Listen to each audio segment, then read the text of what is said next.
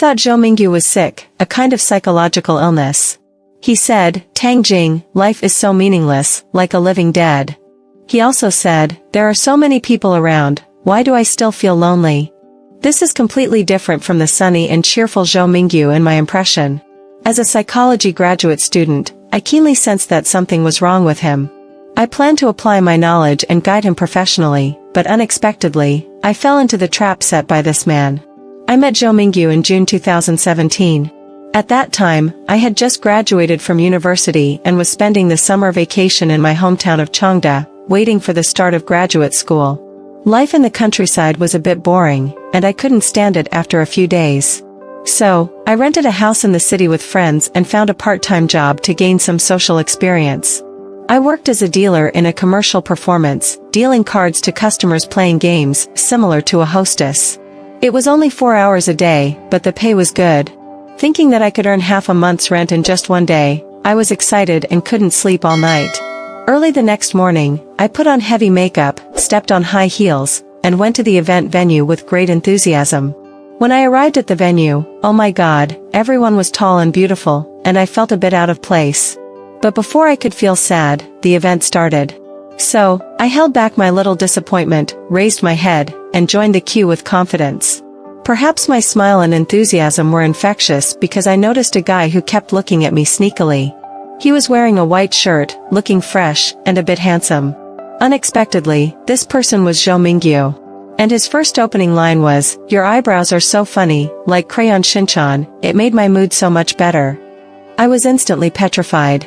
Being a laid-back person, I quickly chatted with Zhou Mingyu. Through our conversation, I learned that Zhou Mingyu was in charge of this commercial performance event. When I found out he was only 26 years old, I couldn't help but give him a thumbs up and said, "Excellent." Zhou Mingyu extended his hands in a bow and said, "You're too kind, miss."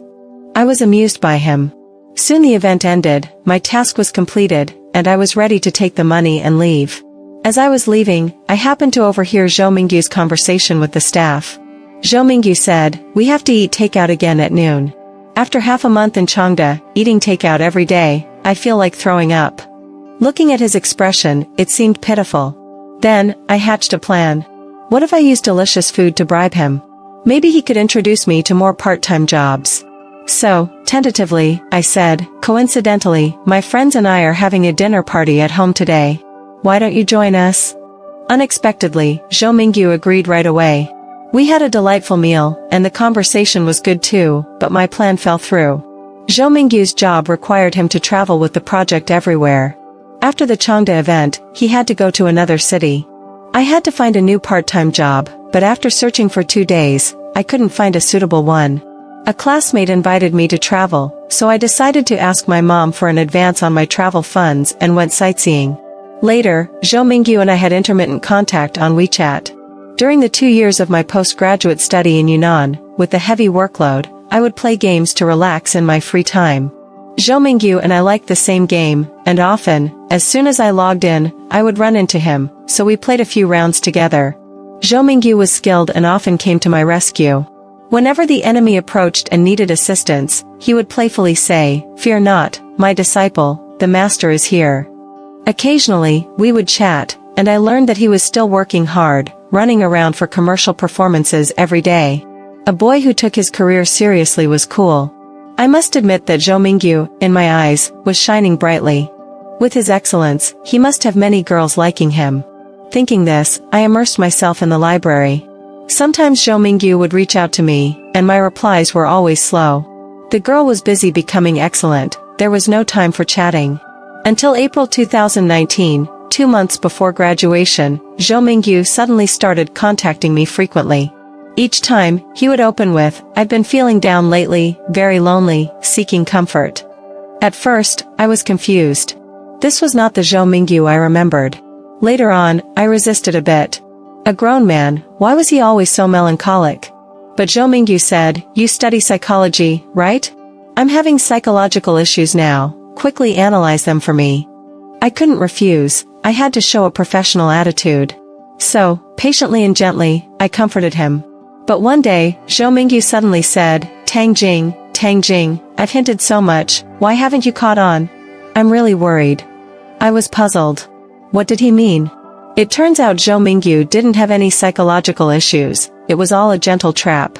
The so-called melancholy was just an excuse to get close to me, subtly sending signals of love. But I'm a straightforward person, a bit clueless about matters of the heart, and I never realized it. That day, when he said he didn't want to face the arranged blind date set up by his family, and I encouraged him to try, he finally couldn't hold back. I said, "Zhou Mingyu, if you like me, just say it." Zhou Mingyu sent a pitiful expression and said, "I'm afraid of being rejected by you." This is my first time confessing to a girl. Always the one being pursued by girls, Zhou Mingyu had passively accepted others' pursuits over the years. Only this time, facing me, who was a bit slow to catch on, he took the initiative. Zhou Mingyu said that after the event in 2017, he couldn't forget about me. But every time he tried to chat with me, I always seemed busy and went offline before we could talk. He said I was like a little son, and my smile made him feel warm, uncontrollably wanting to be closer to me. He said his job was stable in Changsha now, no need to travel everywhere, giving me a sense of security. He also said I was about to graduate, and he would regret it if he missed this chance. I listened, and those hidden feelings of admiration and affection deep inside me slowly awakened. I didn't refuse. Maybe I had liked him for a long time, just didn't realize it. That's how we got together. From Yunnan to Changsha, with over 1,000 kilometers between us. On the first day of being together, Zhou Mingyu and I couldn't wait to announce to the world, afraid that someone might intervene. It's hard to explain why we were so determined when, before this, we both had been hurt in love and had a bit of disbelief in romance. Zhou Mingyu's most unforgettable love experience happened during college. They were not only a couple but also business partners. Everyone thought they were a match made in heaven, and Zhou Mingyu never doubted it. However, despite everyone's expectations, the relationship ended when the girl cheated and fell in love with someone else. When Zhou Mingyu talked about this, his tone was casual, much like when I talked about my ex-boyfriend, casually mentioning it. But deep down, we all know the scars that reside in our hearts. Zhou Mingyu said, "It's all in the past, now I have you." As I was thinking of responding with some affectionate words, he suddenly changed the topic, saying, "Counting the girls who secretly admired me in elementary, middle, and high school, you are my ninth.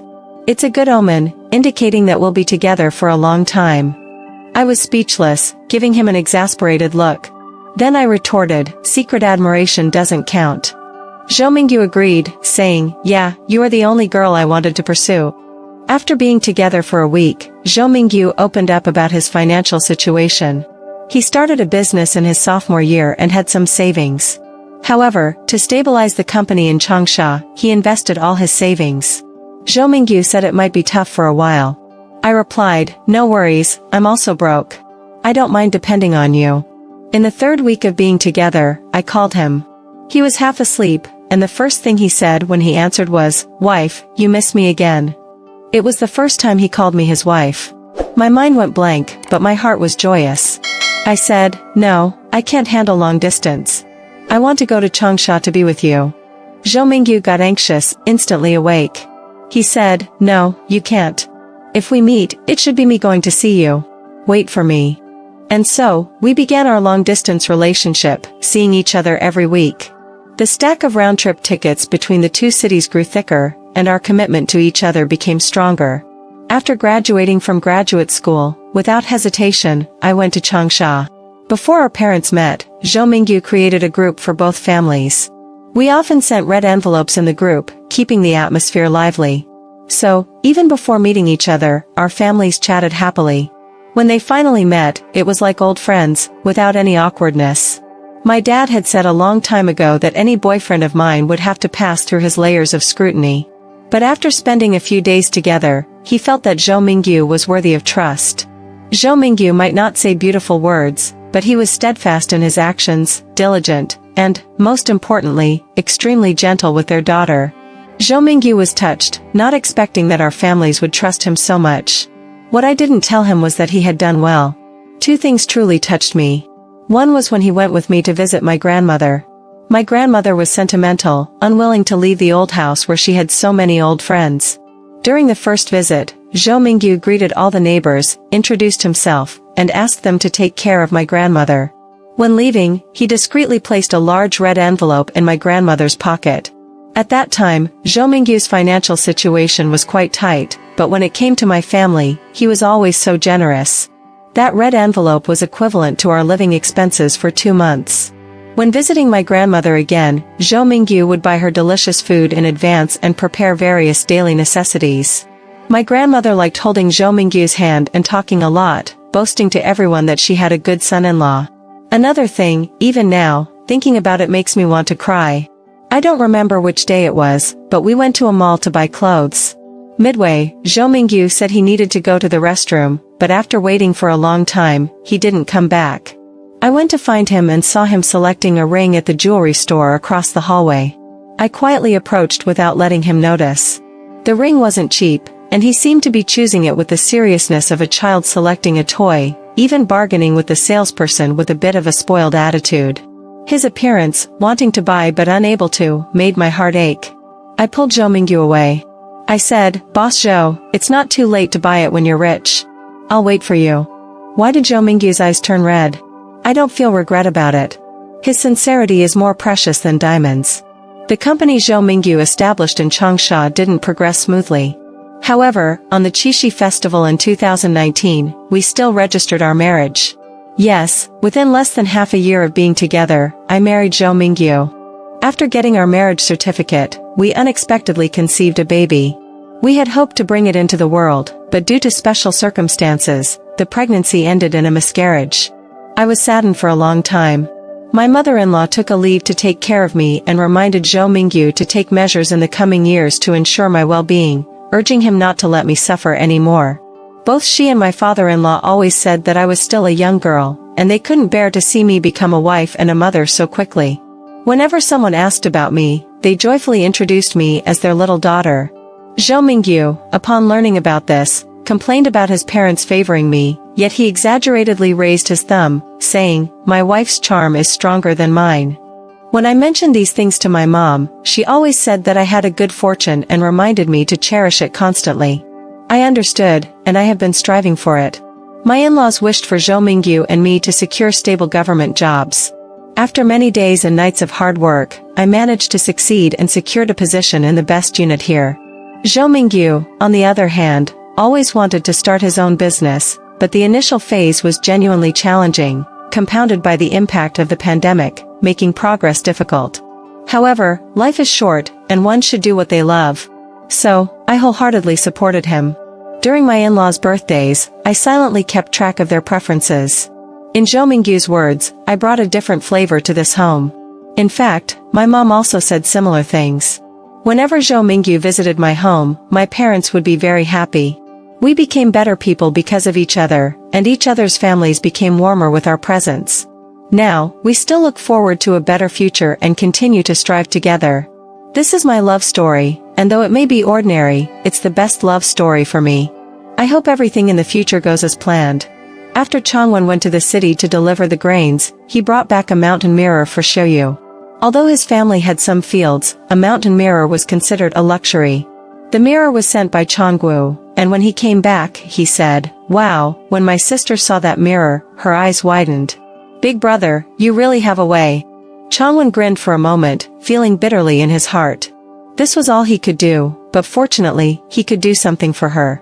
Although the times were tough, both of their families were considered well off, and they arranged the joyous occasion in a decent manner. Changwen led the bridal party and personally escorted Xiaoyu to the Zhu family. Glancing at Zhu Ziyi, he breathed a sigh of relief and felt a bit sour inside, like a green apricot. At first, he hoped that Zhu Ziyi would be an oddball so that Xiaoyu wouldn't like him. However, now that Xiaoyu was married, he feared that Zhu Ziyi was indeed an oddball. Fortunately, he wasn't. On the second day of the Lunar New Year, Xiaoyu brought Zhu Ziyi to her parents' home to pay respects. Zhu Ziyi wore glasses, a scarf around his neck, and often, when he had nothing to do, he would hold a book, pointing out lines to Xiaoyu, making her burst into laughter. Changwen was stunned, feeling that in front of Xiaoyu and her husband, his thick legs and big stick-like body were magnified infinitely, making him uncomfortable. Before, he thought that Xiaoyu and he were like two pearls on the same chain. Now he understood that Xiaoyu was different from him. They were supposed to slide into their respective destinies. Thinking about it this way, his heart became more relieved. Shoyu's parents, knowing they owed Changwon, arranged a match for them through a matchmaker in the following spring. However, Changwon couldn't find anyone he liked. Changwoo's children were already calling him uncle, but he remained alone. In a few years, with a change of circumstances, the Zhao family's land was divided, and the wealth was confiscated by the government. Shoyu's parents, suffering both physically and emotionally, passed away one after the other. When Shoyu returned, she cried like a river. Changwon wanted to comfort her, but upon seeing his hands full of calluses and the worn-out cotton-padded jacket exposing cotton, he withdrew his hands. After dealing with her parents' affairs, Shoyu wanted to cook a meal for Changwon. When she opened the food storage, seeing the bottom of the rice barrel, Shoyu cried again, saying, "Brother, you fulfilled your duty to our parents. We have nothing left at home. You should plan for yourself sooner." Changwon tightened his tattered jacket and looked at Shoyu. He nodded, his nose feeling sour. Fortunately, Shoyu didn't marry him. Fortunately, Shoyu didn't have to suffer with him. Zhu Ziyi came to take Shoyu, and for the first time, Changwon gave him a smile, saying, "Take good care of Shoyu." Zhu Ziyi promised, but he couldn't fulfill it. When Shoyu was pregnant with their third child, a trend emerged where men working in the city divorced their rural wives and remarried. Zhu Ziyi also considered this option. When Changwon heard the news, he borrowed a donkey from several households, cleaned it thoroughly, changed into clean clothes, and went to Zhu's house. Seeing Changwon, Shoyu didn't shed a tear but pleaded with him to take her to the city to find Zhu Ziyi. Seeing Shoyu's determined expression, Changwon couldn't bring himself to ask her to come back home. With gritted teeth, he helped Shoyu onto the donkey.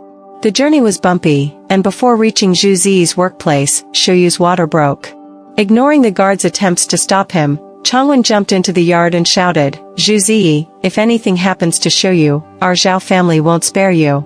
You just wait." When he said this, Changwon's face turned iron gray, and his eyes emitted a murderous intent. Zhu Ziyi turned pale with fear.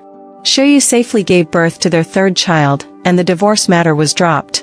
The days for the Zhao family became increasingly difficult. Changwu passed away half a year after Shoyu gave birth. His weak constitution, coupled with years of poor nutrition, took a toll. After Shoyu finished her postpartum period, Changwon dared to tell her about Changwu's passing. Shoyu sat down on the ground with an eye of sound, remained silent for a long time, and then tears gushed out. In difficult times, everyone was preoccupied, and Shoyu's and Zhu Ziyi's children came one after another, like consecutive banknotes. Taking care of Changwu's children became a struggle. 6 months later, Changwon came to find Shoyu. After smoking several bags of cigarettes, he finally spoke. "Changwu's wife is dragging along with 4 children, and I'm all alone. Let's just live together. It's also good to take care of each other. If you say it, it won't sound dignified." Shoyu was stunned, and Changwon rubbed his calloused hands, saying, "Anyway, no one else will take me. Let's settle on this." Shoyu remained silent for a while. The Zhao family already owed Changwon a lot, and logically, she shouldn't burden him further. However, if Changwon left, the Zhao family would truly be finished. Shoyu made the decision. She told Changwu's 4 pale-faced children, "Listen to uncle's words in the future. Grow up and be filial to uncle. If anyone can't do it, I'll break his legs." When Shoyu left, Changwon escorted her to the village entrance. Shoyu lowered her head and said, "Brother, the Zhao family has burdened you." Changwon shook his head. "Let's not talk about that. Without the Zhao family, I might have been carried away by dogs long ago." Shoyu didn't say anything more, but she understood. The Zhao family's debt to Changwon, he had repaid long ago. What the Zhao family owed him, perhaps it would never be cleared in this lifetime. In the early years, the Zhao family was a wealthy household for dozens of miles around. Despite various movements, they couldn't escape the turmoil, and even Shoyu and Zhu Ziyi were affected. Fortunately, those nightmarish days eventually passed. Just when they all breathed a sigh of relief, a sudden disaster took away Shoyu's only daughter. Zhu Ziyi, consumed by grief over his daughter's death, followed suit 3 years later. The messy aftermath fell into Shoyu's hands, and it was Changwon, along with Changwu's 3 sons and 1 daughter, who helped Shoyu build houses and arranged marriages for the children. In reality, those years weren't easy for Changwon himself. Aside from farming, he had no other skills, and his household was crowded. Every penny saved was pinched from tight budgets. Once the children were married, they finally had some free time. Every April during the temple fair, Changwon personally went to pick up Shoyu and bring her home for a couple of months. Shoyu's grandchildren marveled at their uncle's patience. While their grandmother took her time like a young lady to wash and change, taking hours to leave the room, Changwon patiently waited. The grandchildren would try to urge him to hurry. Over the years, life had toughened Shoyu, making her rough and assertive like any other old lady. However, in front of Changwon, she remained the proud young lady. He was willing to wait, as long as it took. Moreover, every time Changwon came, the carriage was adorned with new thick cushions, and the places he held were wrapped in bright red velvet. Shoyu had suffered for most of her life, and now that the Zhao family had some means, Changwon wanted to treat her with the utmost respect. Shoyu couldn't stay idle. During the month at her parents' house, she worked with her sister-in-law to renew the bedding and winter clothes for the entire family. Changwon's cotton trousers were all made by Shoyu. His legs had been injured in an accident, making thin pants uncomfortable in winter and thick pants inconvenient for movement. Shoyu always managed to strike the right balance. When Shoyu turned 71, her sister-in-law was no longer around. 3 years later, Changwon's daughter suggested bringing Shoyu back to live with Changwon. Before discussing it with Changwon, she assured him that she had already discussed it with her siblings-in-law, asking him not to worry. Changwon shook his head, saying, "No, no." The daughter thought he was embarrassed, hastily reassuring him that they had everything arranged with her younger brother and his wife. Changwon laughed, revealing a face full of wrinkles. How could the children understand his sentiments? His feelings for Shoyu had weathered decades of storms. As long as she was well and they were together, everything else was inconsequential. Despite the changing people and events around him, Changwon still faithfully came every year to pick up Shoyu and bring her back to her parents' home. The children had bought a car, telling him not to travel back and forth on his own. However, he insisted on coming each time, dressed more formally than a diplomat meeting a foreign dignitary. That winter, Shoyu's beloved youngest son passed away. Changwon wanted to attend the funeral, but his children and grandchildren tried to dissuade him. Frustrated, Changwon insisted, and eventually, the children had no choice but to take him. At the sight of Changwon, Shoyu, who had been silent and motionless, cried out. The whole family breathed a sigh of relief. Changwon gently caressed Shoyu's withered hands, grateful that he was still there. In her most difficult moments, she had him, a family member from her natal home. However, Shoyu still felt weary. During the Chinese New Year, when the children went to pay respects to Changwon, she insisted on going. Her grandsons teased her, saying, "Oh, Uncle in April is coming to pick you up. Can't wait, huh?" Shoyu scolded them, "You little rascals." Nevertheless, she went. The village had built a new temple. Changwon suggested taking Shoyu to see it, and although the children were concerned, they followed. Changwon, using a cane, pointed at them, saying, "You play your cards. We won't associate with such petty people." The two of them lit incense and made wishes, while the younger people watched curiously. They had no idea what wishes such elderly gentlemen and ladies might make. Longevity, perhaps? Shoyu looked at the young people around her, feeling joyous, and glanced at Changwon, who was also smiling. Changwon quietly asked Shoyu, "What wish did you make?" Shoyu shook her head, saying, "I can't say. If I do, it won't come true." Shoyu always thought that she would be the one to go first, but unexpectedly, Changwon went ahead of her. He didn't make it through the first month of the Lunar New Year, succumbing to heart failure without much suffering. During every step of the funeral, Shoyu followed steadily. When they were taking Changwon to the cemetery, the children all knelt, begging Shoyu not to go, to take care of herself. Shoyu agreed, but she still followed, neither too close nor too far. Eventually, all relatives and friends got off the vehicles, accompanying Shoyu step by step to send off Changwon, a scene that moved everyone who witnessed it. In the chilly spring and limitless sunset, Shoyu measured each step on the path to Changwon's grave. She personally scattered a handful of earth on his coffin. As each shovel of yellow earth slowly buried Changwon, Shoyu seemed to see him again, pretending to be happy while trying on the shoes she made for him. She remembered the tender look he gave her as he accompanied her with a big belly to find Juzi in the city, and the smiling face each time he picked her up to return to her parents' home. Changwon's proudest accomplishment in this lifetime was perhaps accompanying Shoyu throughout their lives, a truly complete lifetime. Their life had nothing to do with romantic tales, yet it was an authentic white-haired journey of a lifetime. Shoyu knew that even if life started anew, Changwon would not change his mind. So, she had made a wish to the Bodhisattva early on, hoping that in the next life, Changwon would be free from ties with the Zhao family, free from entanglements with her, and be able to live a good life for himself, falling in love with a girl who truly liked him.